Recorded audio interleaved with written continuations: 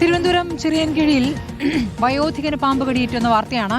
പെരുങ്കുഴി സ്വദേശി ഭുവനചന്ദ്രനാണ് പാമ്പ് കടിയേറ്റത്. ചിറയൻകീഴ് താലൂക്ക് ആശുപത്രിയിൽ എത്തിച്ച് ആന്റിവെനം നൽകിയിട്ടുണ്ട്. തുടർ ചികിത്സയ്ക്ക് മെഡിക്കൽ കോളേജിലേക്ക് മാറ്റുകയും ചെയ്തിരിക്കുന്നു. MG പ്രതീഷ് വിവരങ്ങളുമായി.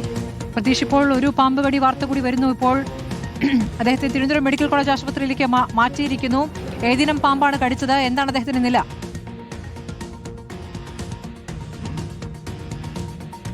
സ്മൃതി, ഇന്ന് രാവിലെയാണ് പാമ്പ് കടിയേറ്റത്. തിരുവനന്തപുരം ചിറയൻകീഴ് പെരുങ്കുഴി സ്വദേശി ഭുവനചന്ദ്രനാണ് പാമ്പ് കടിയേറ്റത്. ഈ രാവിലെ വീടിന് പുറത്തേക്ക് ഇറങ്ങുന്ന സമയത്താണ് പാമ്പിന്റെ ആക്രമണം ഉണ്ടായത്. ഏത് പാമ്പാണ് എന്ന കാര്യത്തിൽ സ്ഥിരീകരണമില്ല.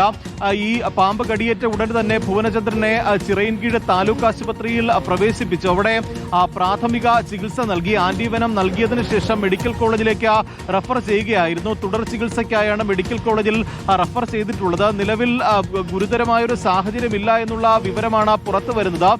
ഈ ചിറയൻകീഴ് ആശുപത്രിയിൽ നിന്ന് മെഡിക്കൽ കോളേജിൽ എത്തിച്ച ഭുവനചന്ദ്രനെ ഇപ്പോൾ ഡോക്ടർമാർ നിരീക്ഷിച്ചു വരികയാണ്. ആന്റിവെനം നൽകിയിട്ടുണ്ട്. വളരെ പെട്ടെന്ന് തന്നെ ആശുപത്രിയിൽ എത്തിക്കാൻ കഴിഞ്ഞത് ജീവൻ രക്ഷിക്കാനായി എന്നുള്ള വിവരമാണ് ഇപ്പോൾ ലഭ്യമാകുന്നത്. നേരത്തെയും ചിറയൻകീഴിൽ ഒരു കുട്ടി 8 വയസ്സുകാരൻ പാമ്പ് കടിയേറ്റ മരണപ്പെട്ടിരുന്നു. അതിന് പിന്നാലെയാണ് ചിറയൻകീഴ് വീണ്ടും മറ്റൊരാൾക്ക് പാമ്പിന്റെ ആക്രമണം ഉണ്ടാകുന്നത്. സ്മൃതി. ശരി, MG പ്രതീഷാണ് തിരുവനന്തപുരത്തുള്ള പാമ്പ് കടിയുടെ വാർത്ത നൽകിയിരിക്കുന്നത്.